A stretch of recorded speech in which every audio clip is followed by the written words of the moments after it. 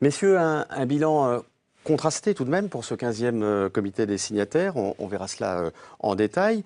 Premier point abordé et qui a fait l'objet d'une matinée spéciale, l'insécurité qui s'est invitée brutalement. 53 policiers et gendarmes supplémentaires, une brigade spécialisée dans la prévention de la délinquance des mineurs. C'est un geste important.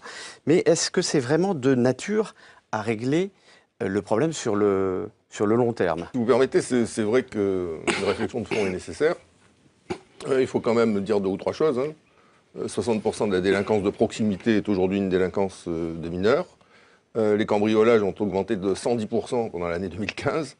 Enfin, ce que je veux dire, c'est que le renforcement de notre appareil répressif était quelque chose d'indispensable. Donc, en ce sens, les forces nouvelles de police et de gendarmerie, les moyens nouveaux qui nous sont affectés, sont aujourd'hui quelque chose d'important pour notre pays. Et là, on a la garantie que ça sera fait. Eh ben, mieux que la garantie, puisque le ministre de l'Intérieur lui-même l'a dit à l'occasion de notre réunion, Bernard Cazeneuve, il viendra lui-même en février 2017 pour installer les 53 policiers ou gendarmes supplémentaires. Dans ces 53, il y a quelque chose qui, pour nous, à Calédonie Ensemble, est important, c'est qu'il y a la brigade de prévention de la délinquance juvénile dont vous avez parlé.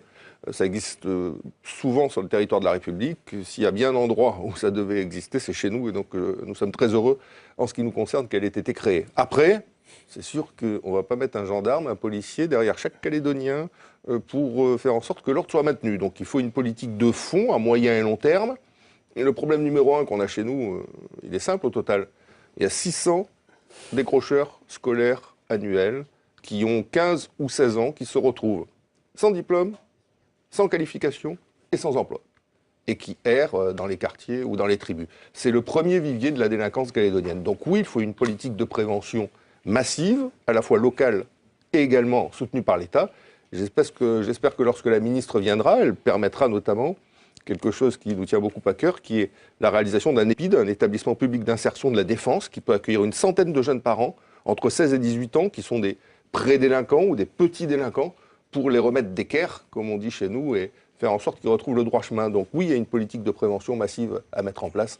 On ne peut pas uniquement penser bateau en plus et gendarmes en plus. Les maires qui d'ailleurs souhaiteraient, c'est une revendication régulière, participer au comité des signataires pour être entendus sur des problématiques spécifiques. Est-ce qu'ils ne se sentent pas justement un peu seuls?